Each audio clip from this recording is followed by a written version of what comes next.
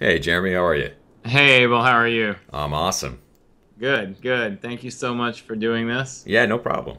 Um, okay, so I'm gonna jump right in. I'll act like we're starting over Cool. again, and then just get going from there. It should be pretty quick, like I said. I think the questions are all things you've answered or thought about 100 times, so Cool. not too hard. Hey everybody, I'm here with Abel James, author of the Fat Burning Man blog and podcast. And Abel, thank you so much for joining us here in Paleo Living Magazine. For those of our readers who don't know much about you, why don't you tell everybody just a little bit about yourself and your background? You betcha. And thanks so much for having me, Jeremy. It's going to be fun. Yeah, so my background, and some of you might know me as the voice behind the Fat Burning Man show, but I've been very active in the paleo and ancestral health communities as of late, and had a blast at AHS. It was great to meet you, Jeremy. Yeah, likewise. Yeah, and so I guess my background is I was always very, very interested in health as an idea, although in terms of actually achieving it, that was something that I always struggled to do. I was vegetarian on and off for years. That didn't work particularly well for me. And just the short story is that I've always been I'm from a small town in New Hampshire. We've always been into real food. So marrying those concepts with the macronutrient ratios that I found in medical journals and bodybuilding forums and things like that kind of led to this paleo style approach. And I was very happy to learn that other people were doing the same thing. Although it's funny, like I had no idea until like a year and a half ago that there was this whole community that's growing around these concepts. So it's really exciting stuff. Yeah, and it really is growing. I mean, we've seen just this past weekend at AHS, the Ancestral Health Symposium. I mean, there were a ton of people and a lot more people who couldn't even get in. Yeah. But so tell me, so you were vegetarian for a while, and if people take a look at your blog, it's pretty clear that you're pretty lean and muscular. I'm sure you get a lot of comments on that. Have you always been that way? I was never drastically overweight, but I was definitely starting to have some problems when I was in my 20s. You know, I was working uh, way too hard in DC, very strict vegetarian, but I was focusing on some things that were supposed to be healthy, like soy is a good example of that, and whole wheat. So I was eating a lot of that, and what was happening is I was starting to get inflamed. So whereas my body could kind of put up with that abuse for a while. It just started like everything started going wrong, and I had all these health problems that I didn't really that seemed like they came out of nowhere, and I just kind of accepted as part of getting older. When I re-examined my relationship with food, actually, reading things like The Omnivore's Dilemma, when I first read that from Michael Pollan, I was like, I was a hardcore vegetarian, and I'm like, crap, now I can't eat anything, Yeah. because basically he says like the food in this current system is all not really food and full of pesticides and chemicals and all, from whether it's meat or whether it's soy, wheat, corn, or other grains and conventional vegetables. And I'm just like, I threw my hands up. uh, Yeah, I know a lot of our readers currently feel that way because there's a lot of conflicting information out there, a lot of conflicting science, and it almost mhm. feels like there's nothing they can eat that somebody hasn't said is going to be bad for them or cause them health problems. Yeah, that's definitely true in the paleo world too. Yeah, absolutely. And for our readers, they obviously in the US there's a lot of obesity. It's pretty clear that a lot of the fat loss advice is not working particularly well. Hmm. In terms of general fat loss advice, you've been through the whole spectrum. You've been through the science, you've been through the vegetarianism, now toward a more whole food paleo style eating. What would you say are the worst tips or bits of advice that are generally given for people to lose weight? Dieting. Especially, no, I'm I serious. like that answer. Like diet foods. The idea that it's about the quantity of food instead of the quality of food. Because I'll push, some days 3,500 calories, and it doesn't matter as much as you would think. So when I see things pushed like, especially low fat or diet foods, the food manufacturers know how to get people to buy more.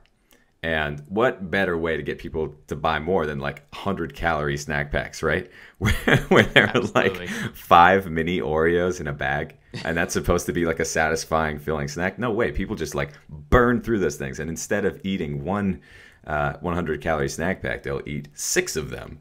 And then all of a sudden they're getting all of this crappy non-food and they're still not full. Then they eat more crap. So when you actually fill yourself up on real foods and your body's functioning correctly, then you can kind of use your own hunger as a barometer of how to eat and how not to eat. Yeah, absolutely. I completely agree. I mean, I've found just on a personal level that the quality of food I eat not only makes me feel better, but I've never actually bought one of those 100-calorie snack packs because I know Good for I would you. just eat the whole box. Yeah, yeah. I would have no choice. It's rough stuff. Yeah. So in terms of, no dieting, just trying to eat whole foods. In your article, we talk a little bit about how it's different for men versus women.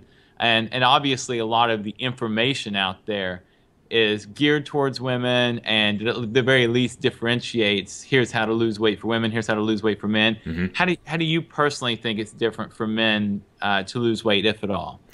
Well, so there are some pieces of advice that definitely apply to women and men and work equally as well. And that's usually the more general advice, like eat real food, right? Or like stop eating processed food. And these principles will absolutely work just as well for either sex. It doesn't really matter. We're all people, and we all need to eat real food. Where it does come into play is when you try to, like the hacks, for example, fasting, calorie restriction, certain types of exercise, and certainly hormones. All of these things are hugely important, and men's bodies and women's bodies respond in a completely different way. I mean, there's just the sheer size difference between men and women can be immense. When you go out to dinner, for example, my girlfriend weighs about 105 pounds. I weigh 165 pounds, and yet our portion sizes are exactly the same.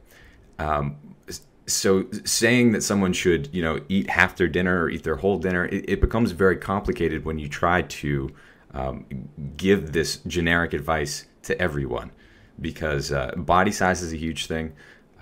Hormones are a monumental thing. Like guys can get down to 3.5% body fat and not really, like, that's obviously the lower end, and you're going to start to have some problems if you go too low. But I mean, women, it's you can't even get close to that without your whole body shutting down. And there are also huge implications for fertility at that point. And so a women's body tends to hang on to fat more readily than a man's does.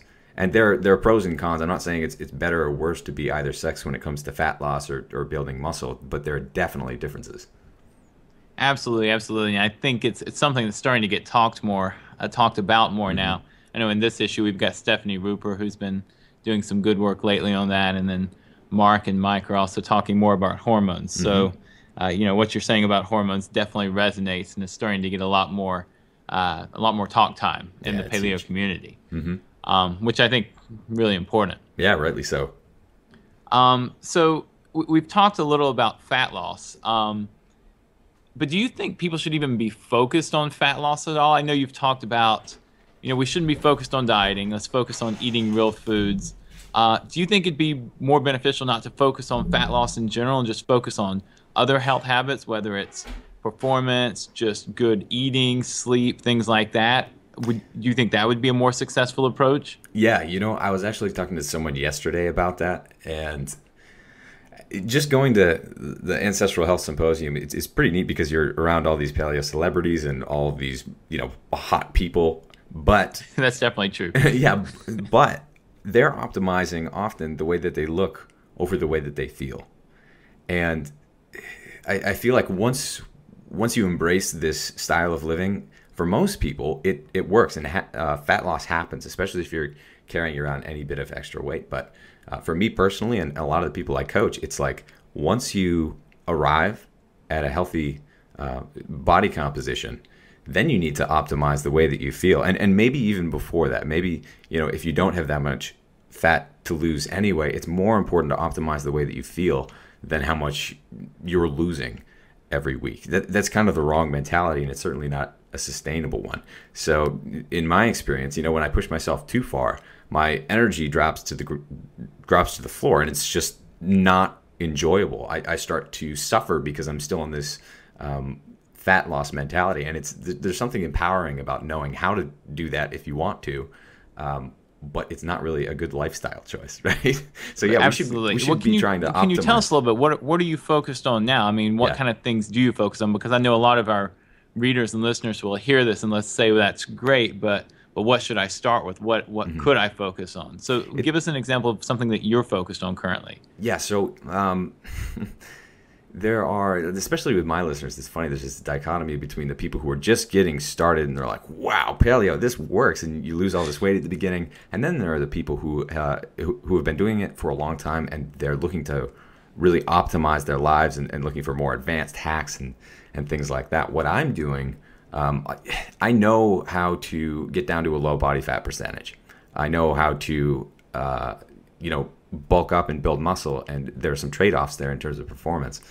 What I'm trying to do now, I go back and forth between doing this advanced, hardcore, tracking everything type of moods for a few weeks, and then I take a step back and just try to go totally theoretical on everything. And right now, I'm back at my parents' house in New Hampshire, in the middle of nowhere, in the woods. I haven't seen a scale. I barely look at mirrors.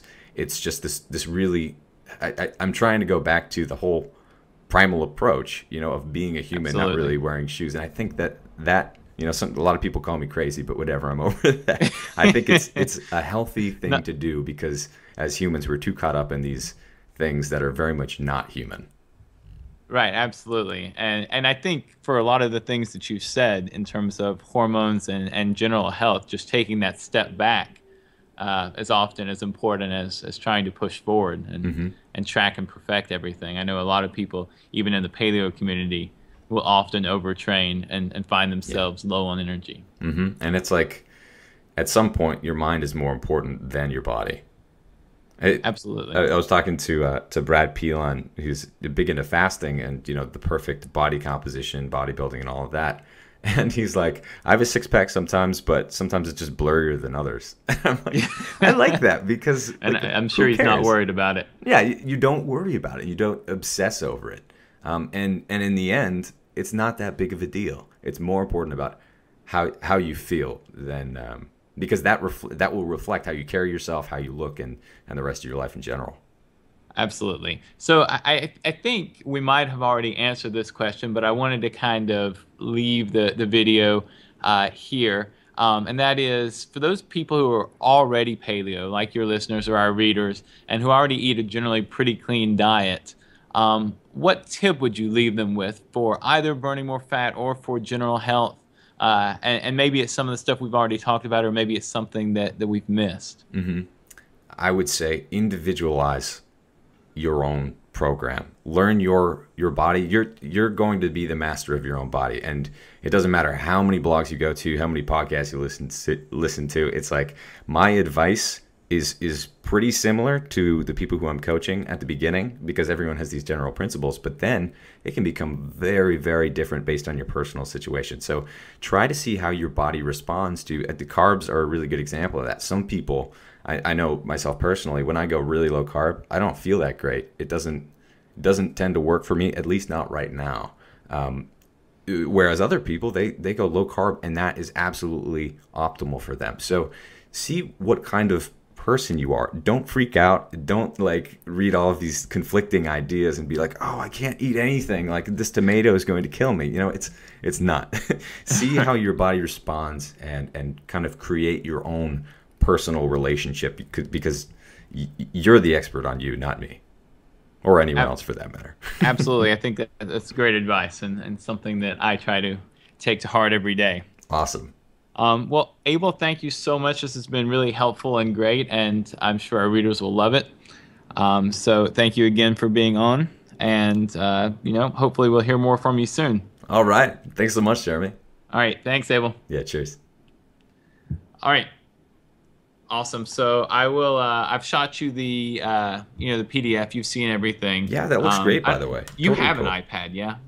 I don't have an iPad, but I have Okay. an iPhone. All right, so you can't actually see the the magazine. I wish we could expand it to other platforms. Yeah, It's well, a little maybe you're difficult than giving me people an excuse imagine, to get one. unfortunately. So, great. Well, have fun in New Hampshire. Thank And, you. good meeting you again. You too, and keep in touch and let me know how everything's going. All right, awesome. All right, Thank you. cheers. Thanks, Jeremy.